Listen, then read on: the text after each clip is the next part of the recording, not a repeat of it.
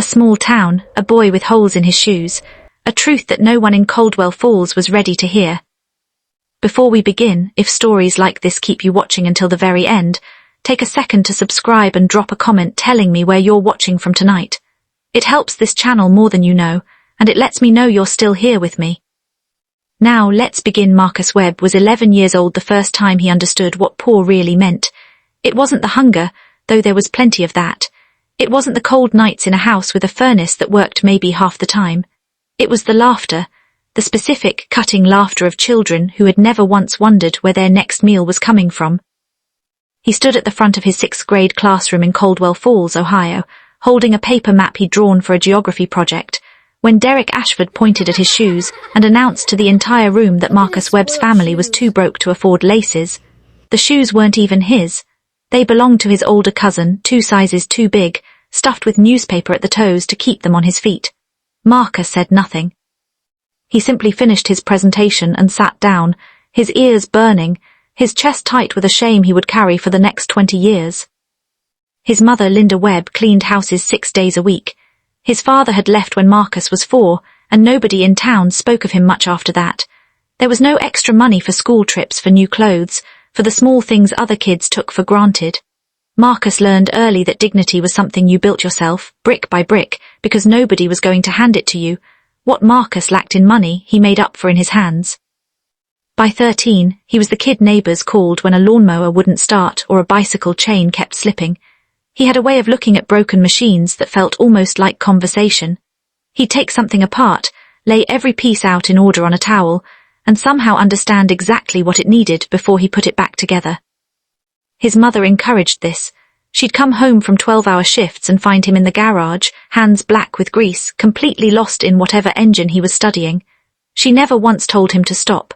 She told him that a mind like his was worth more than anything money could buy, and that someday people would see it too.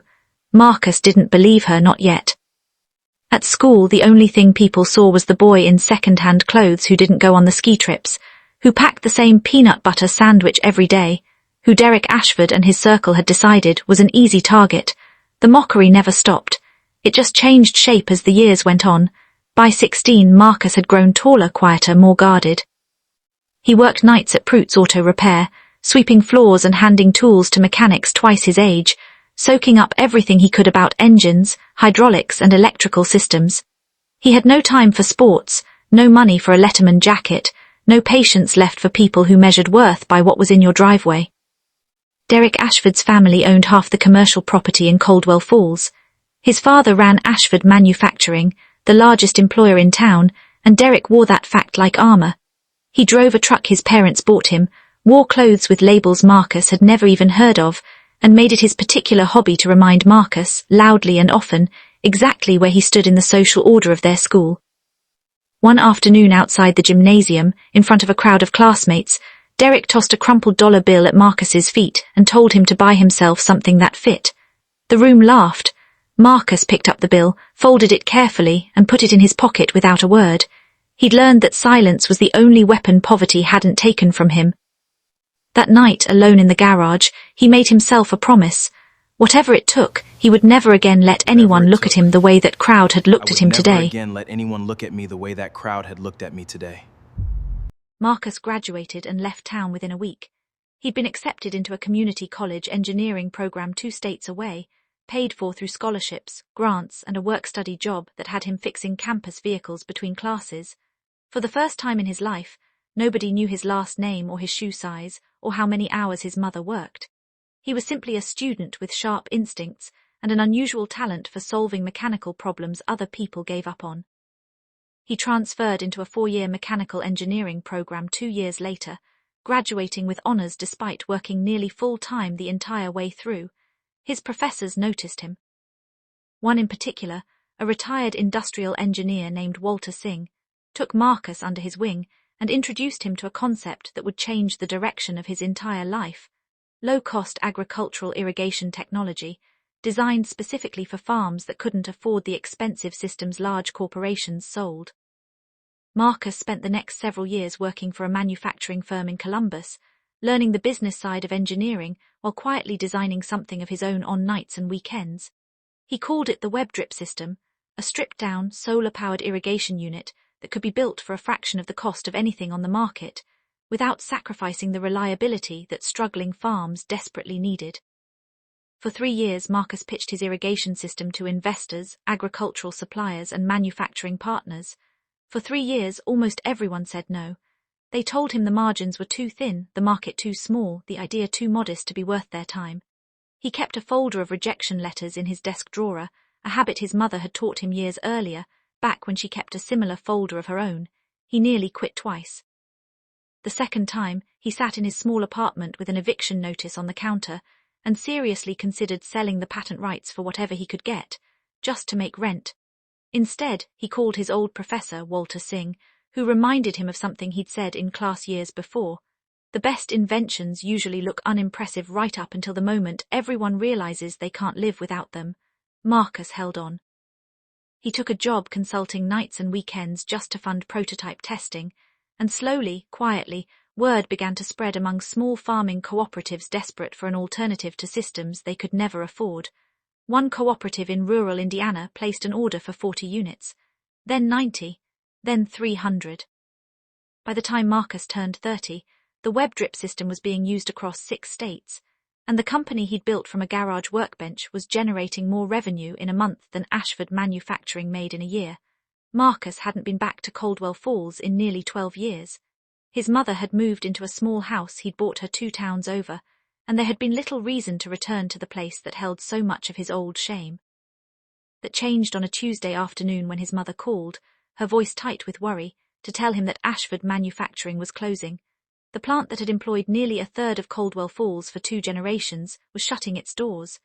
Outdated equipment, rising costs, and years of underinvestment had finally caught up with the company. Derek Ashford, now running the business after his father's retirement, had spent more time managing his image around town than managing the factory floor. 1,200 jobs were about to disappear, and with them the only real economic engine the town had left. Marcus sat with the news for a long time. Part of him, the boy who still remembered a crumpled dollar bill thrown at his feet, felt something close to satisfaction.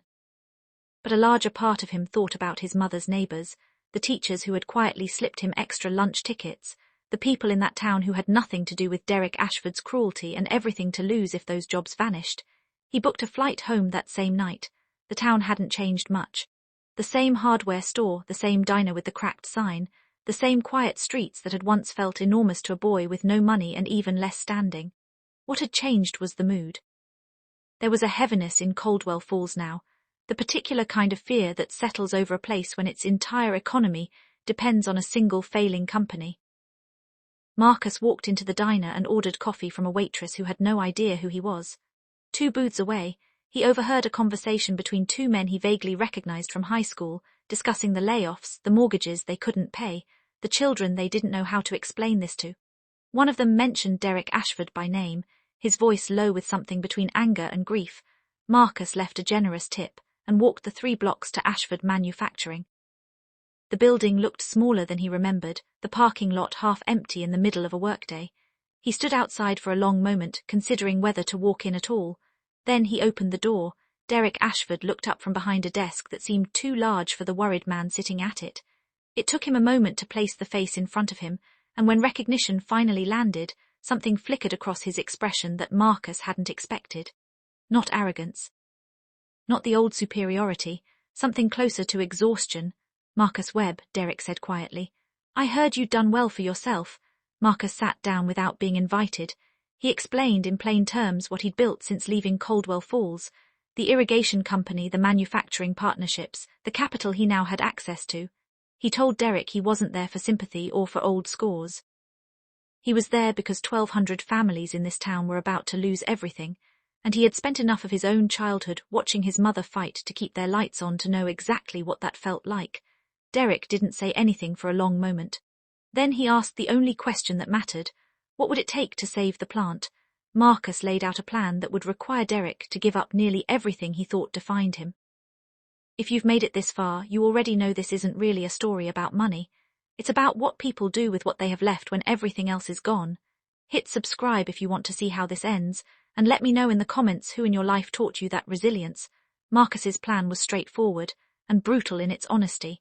Ashford Manufacturing's equipment was decades behind industry standards, and Derek's pride had kept him from admitting it for years. Marcus offered to invest directly in the plant, modernizing the production lines and retraining the workforce to manufacture components for his own growing irrigation business. In exchange, he would take a controlling stake in the company his former tormentor had inherited. Derek's first instinct was refusal.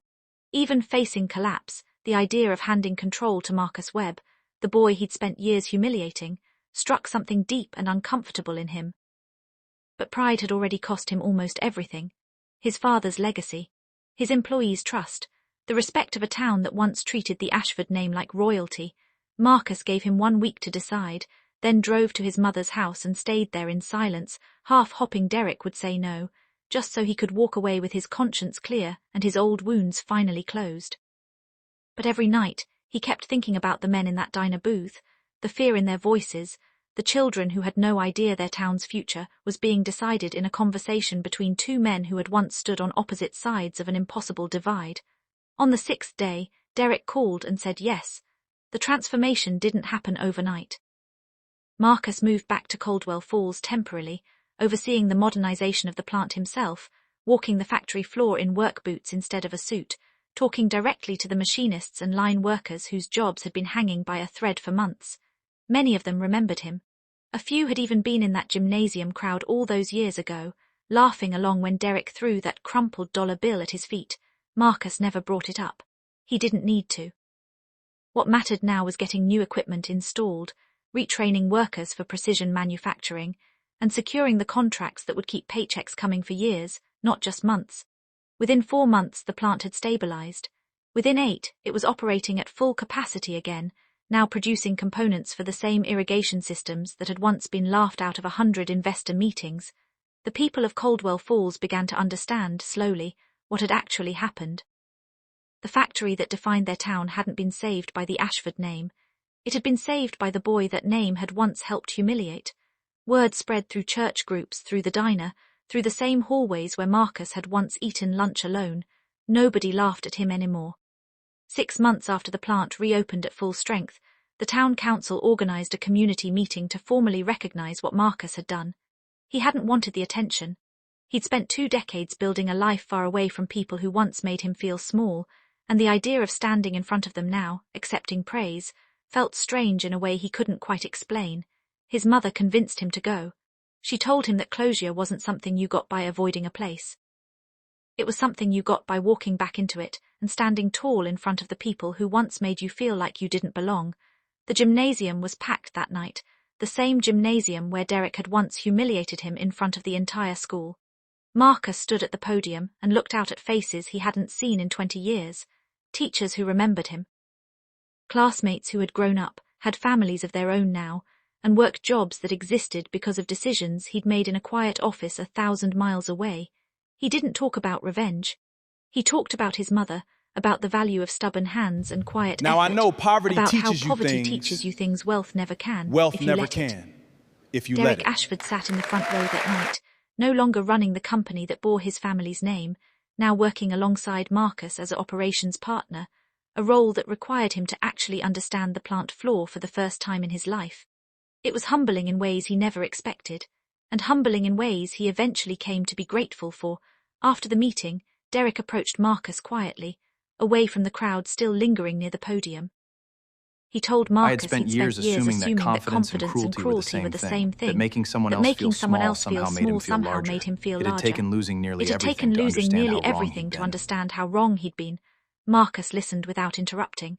When Derek finished, Marcus told him the truth he'd carried since he was 11 years old, that the dollar bill thrown at his feet had never been about money. It had been about a boy who needed someone smaller than himself to feel powerful, and a different boy who had simply decided quietly to outwork every assumption ever made about him. They shook hands. It wasn't friendship, not exactly, but it was something neither of them had expected to find. Within 2 years, Caldwell Falls had become something of a quiet success story in regional manufacturing circles. The plant employed more people than it had before its near collapse, and Marcus's irrigation systems were now reaching farming communities across the country, the same kind of overlooked, underfunded communities he'd grown up in himself. He started a scholarship fund through the company, specifically for students from low-income households pursuing engineering or technical trades. He named it not after himself, but after his mother, Linda Webb, the woman who had told an 11-year-old boy in broken shoes that his mind was worth more than money, long before he had any reason to believe her. Every year, Marcus personally interviewed the scholarship finalists.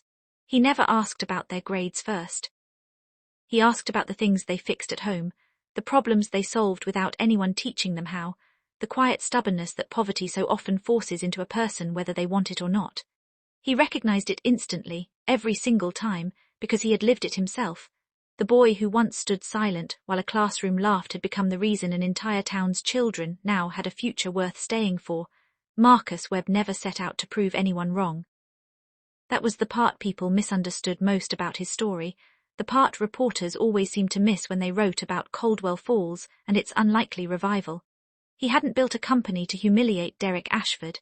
He hadn't returned to his hometown seeking some satisfying reversal of fortune. He came back because he understood, more than almost anyone in that town, exactly what it felt like to be afraid of losing everything. What he proved instead was something quieter, something far more difficult to measure than revenge ever could be. He proved that the things people mock in childhood, the poverty, the secondhand shoes, the crumpled dollar bills thrown at your feet, are very rarely a measure of what someone is capable of becoming. More often, they are simply the beginning of a story nobody bothered to wait around long enough to finish. Caldwell Falls remembers Marcus Webb now, not as the boy who was laughed at, but as the man who came back when it mattered most. Somewhere in that town tonight, a child is fixing something in a garage, certain that nobody is paying attention. Somewhere, someone is being underestimated in exactly the way Marcus once was. The only real question worth asking is what kind of person they'll become when no one is looking anymore. If this story meant something to you, subscribe and share it with someone who needs the reminder. I'll see you in the next one.